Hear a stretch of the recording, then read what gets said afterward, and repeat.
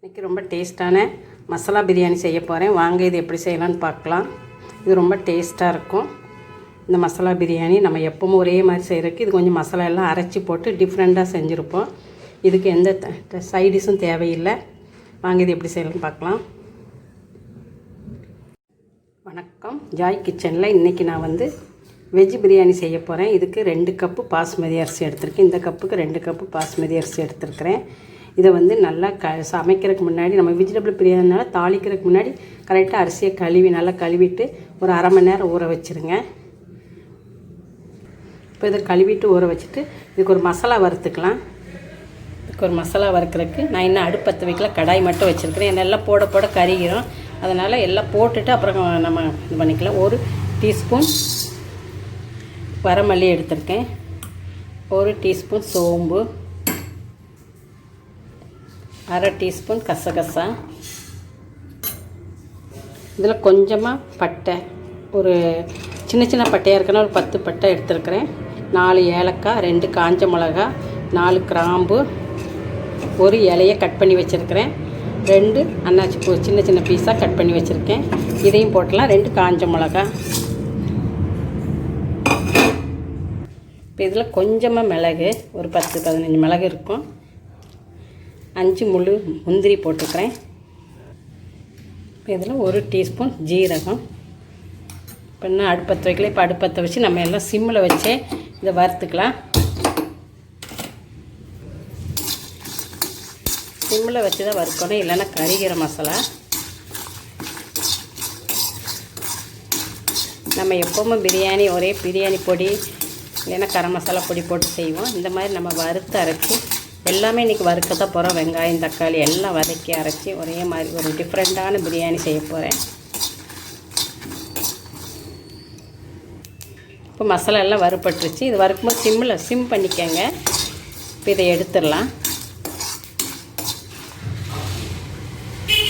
நல்லா கசகசா எல்லாம் வறுத்த வாசம் வரும், நல்லா பொரியிற சவுண்டு கேட்கும். இப்போ வறுபட்டுருச்சு. ரொம்ப நேரம் விட்டிங்கன்னா கருகிரும். அதனால் இதை வேறு ஒரு பாத்திரத்தில் மாற்றிடலாம். இப்போ அதே கடாயில் கொஞ்சமாக எண்ணெய் ஊற்றிக்கலாம்.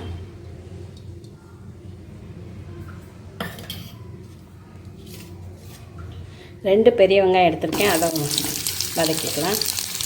நல்லா பெரிய சைஸு வெங்காயமாக 2 வெங்காயம்.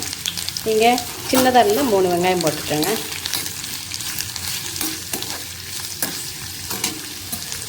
இது கூட 2 பச்சை மிளகா. காரத்துக்கு நம்ம மிளகாய் தூள் எதுவுமே சேர்க்குறதில்ல. அந்த பச்சை மிளகாயும் ஏற்கனவே வர மிளகாய் மிளகெல்லாம் போட்டிருக்கோம், அந்த காரம் தான். இப்போ வெங்காயம் ஓரளவுக்கு வதங்கிடுச்சு, கண்ணாடி பதத்துக்கு வதங்கிடுச்சு. இந்த அளவுக்கு வதங்கினா போதும். திருப்பி நம்ம அரைச்சிட்டு வதக்க தான் போகிறோம். இதில் 3 ஸ்பூன் இஞ்சி பூண்டு பேஸ்ட்டு போட்டிருக்கேன். நான் இந்த ஸ்பூனுக்கு 3 ஸ்பூன் இஞ்சி பூண்டு பேஸ்ட் எடுத்துருக்கேன்.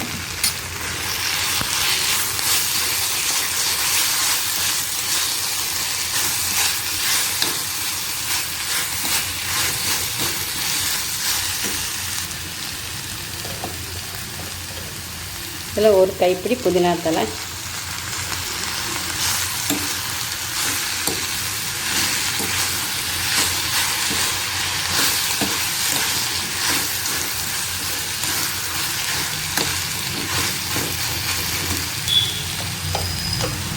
மல்லித்தழை ஒரு கைப்பிடி, கட் பண்ணலாம் ஒன்றும் வேண்டாம், நம்ம கிள்ளி இப்படியே போட்டால் போதும். ஏன்னா எல்லாம் வதக்கி அரைக்கத்தான் போகிறோம். இப்போ இஞ்சி பூண்டு நல்லா வதங்கிடுச்சு. நல்லா இப்படி அடி பிடிச்சா ஃபஸ்ட்டே எடுத்து விட்டுருங்க, இல்லைன்னா அதோடு சேர்ந்து இன்னும் அதிகமாக அடி பிடிக்கும். எல்லாம் ஒரு 2 நிமிஷம் வதங்கினா போதும். இப்போ 2 தக்காளி கட் பண்ணி வச்சுருக்கேன். நல்லா பெரிய தக்காளியாக 2 தக்காளி, அதையும் போட்டு வதக்கிக்கலாம்.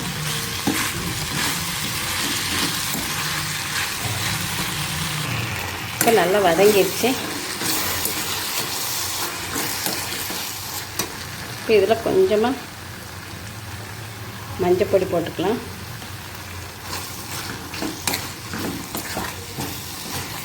இப்போ அடுப்பு ஆஃப் பண்ணிவிட்டு இதை ஆற வச்சுட்டு நம்ம ஏற்கனவே வறுத்து வச்சுருக்க மல்லி இதெல்லாமே ஃபஸ்ட்டு பொடி பண்ணிவிட்டு அதோடு இதையும் போட்டு நைஸாக அரைச்சிக்கலாம். நல்லா ஆற வச்சுட்டு அரைச்சிட்டு பார்க்கலாம். அடுப்பு ஆஃப் பண்ணிகிட்டே வதங்கிருச்சு. இப்போ மசாலா நல்லா அரைச்சாச்சு, நல்லா ஆற வச்சு நைஸாக அரைச்சாச்சு. இப்போ குக்கர் வச்சுருக்கிறேன், கொஞ்சம் ஆயில் ஊற்றி வச்சுருக்கிறேன். இந்த ஆயில் காஞ்சது நம்ம பட்டை கிராம்பு எதுவுமே தேவையில்லை, ஏற்கனவே எல்லாம் போட்டு வதக்கிட்டோம். வதக்கி அரைச்சாச்சு. அதனால் அரைச்சி வச்ச பேஸ்ட்டை ஊற்றிடலாம்.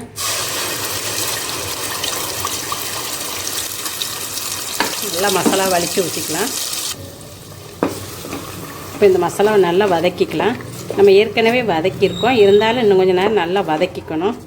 அதோட பச்சை வாடை நல்லா போகணும். இப்போ மசாலா நல்லா வதங்கிருச்சு. எண்ணெய் அப்படியே நல்லா எல்லா பக்கமும் சைடில் தெளிஞ்சு வருது பாருங்கள். இந்த அளவுக்கு நல்லா வதக்கிக்கணும். அடுப்பை மீடியமாக வச்சு வதக்கிக்கங்க.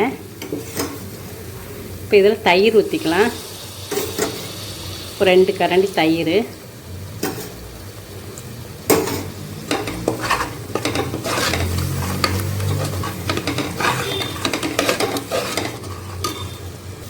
தயிர் ஊற்றி 1 நிமிஷம் வதக்கினா போதும். இதில் காய்கறி போட்டுக்கலாம். 10 பீன்ஸ் கட் பண்ணி வச்சுருக்கேன். ஒரு பெரிய கேரட்டு. இது டபுள் பீன்ஸு. இந்த தோல் எடுத்துகிட்டு வச்சுருக்கிறேன் நான். இதில் உள்ள தோலெல்லாம் எடுத்துகிட்டு நான் இப்படி எடுத்து வச்சுருக்கேன். இது டபுள் பீன்ஸு. இது கொஞ்சமாக இருந்தது, அதையும் எடுத்து வச்சுருக்கிறேன். இப்போ இதெல்லாம் போட்டுடலாம்.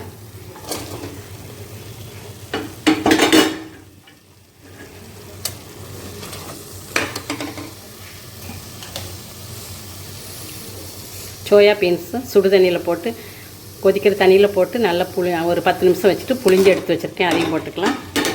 இப்போ கொஞ்சமாக உப்பு போட்டுக்கலாம்.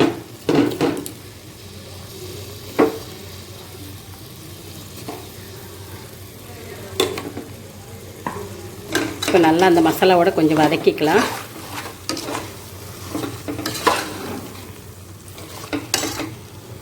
இப்போ காய்கறி எல்லாம் நல்லா வதங்கிடுச்சு.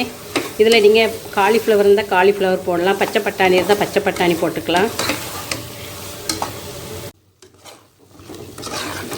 இப்போ மசாலா நல்லா வதங்கிருச்சு, காய் நல்லா வெந்திருக்கும்.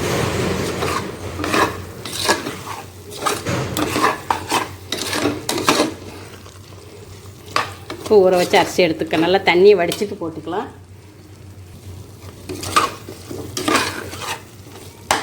நான் பாஸ்மதி அரிசி 1/2 மணி நேரம் ஊற வச்சுருக்கிறேன். உங்களுக்கு 1/2 மணி நேரம் மேலே ஆயிடுச்சுன்னா தண்ணியை நல்லா வடித்து வச்சுருங்க, தண்ணியோடு வைக்காதீங்க. இப்போ நல்லா கலந்து விட்டுக்கலாம்.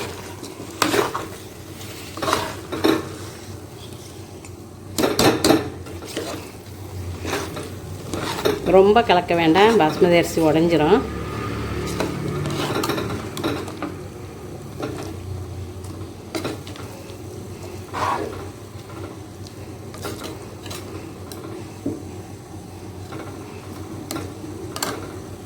இப்போ நல்லா கலந்து விட்டாச்சு.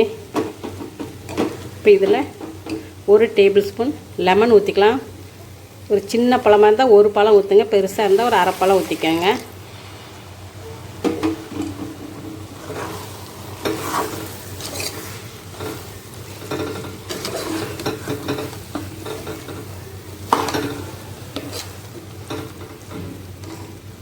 இப்போ நல்லா கலந்து விட்டாச்சு. இப்போ நான் வந்து 2 டம்ளர் அரிசிக்கு 1 டம்ளருக்கு 1.5 டம்ளர் கணக்கு பண்ணி தண்ணி கொதிக்க வச்சுருக்கிறேன் பக்கத்து அடுப்பில். இப்போ சுடுதண்ணி எடுத்து ஊற்றிக்கலாம்.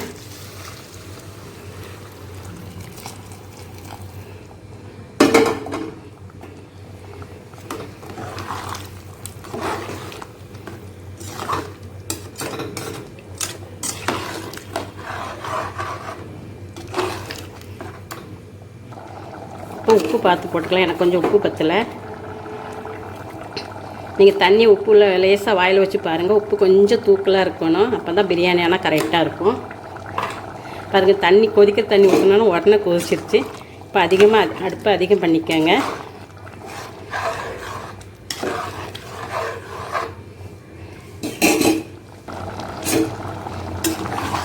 இப்போ நல்லா கலந்து விட்டுட்டு நல்லா கொதிக்கும் போது அடுப்பை ரொம்ப சிம்லையும் வைக்காமல் ரொம்ப ஹைலையும் வைக்காமல் மீடியம் ஃப்ளேமில் வச்சுக்கோங்க. இப்போ மூடி போட்டு ஒரு 2 நிமிஷம் அப்படியே மூடி போட்டு இந்த மாதிரி மூடி போட்டு விட்டுடலாம்.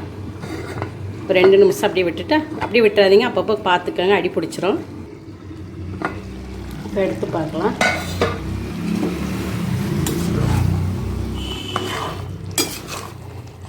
நல்லா கலந்து விட்டுருக்காங்க.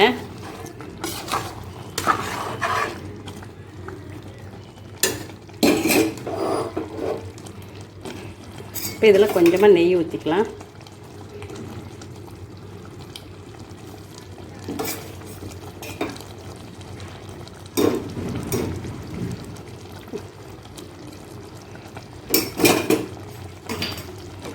ஊற்றி நல்லா கலந்து விட்டுக்கலாம்.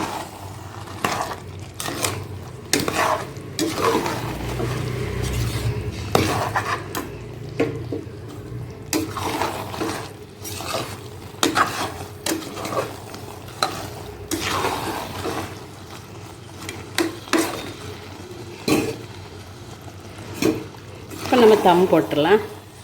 இந்த மாதிரி நல்லா சாதமும் தண்ணி ஒன்றோடு ஒன்று சேர்ந்து இருக்கும்போது நம்ம தம் போட்டோம்னா சரியாக இருக்கும்.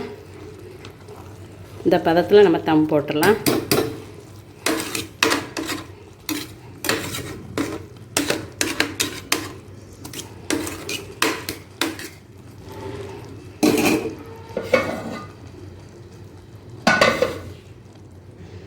இப்போ மூடி போட்டு வெயிட் போட்டு ஒரு 10 நிமிஷம் கழித்து அடுப்பை ஃபுல்லாக கம்மி பண்ணிடுங்க, சிம் பண்ணிடுங்க. பண்ணிவிட்டு ஒரு 10 நிமிஷம் கழித்து ஆஃப் பண்ணிவிட்டு ஒரு 1/4 மணி நேரம் கழித்து நம்ம திறந்து பார்க்கலாம்.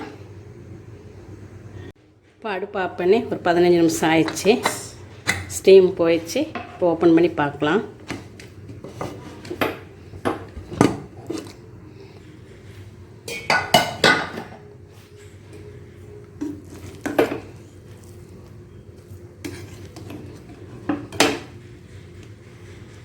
இப்போ ரெடி ஆயிடுச்சு. சாதம் பாருங்கள், நல்ல மசாலாவோடு இந்த மாதிரி நல்லா எடுத்து கலந்து விட்டுக்காங்க.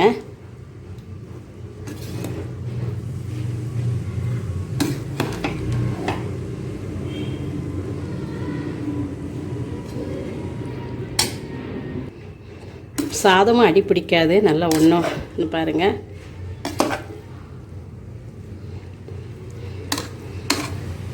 ரொம்ப கலர வேண்டாம், அடி உடஞ்சிரும் சாதம். இப்போ மசாலா பிரியாணி ரெடி ஆயிடுச்சு. நம்ம எப்போ ஒரே மாதிரி செய்கிறதுக்கு இந்த மாதிரி ஒரு நாளைக்கு வித்தியாசமாக செஞ்சுக்கலாம். இப்போ ரொம்ப டேஸ்டான மசாலா பிரியாணி ரெடி. இது சாப்பிட்றதுக்கு அவ்வளோ சுவையாக இருக்கும். நல்ல உதிரியாக இருக்குது பாருங்கள் சாதமும்.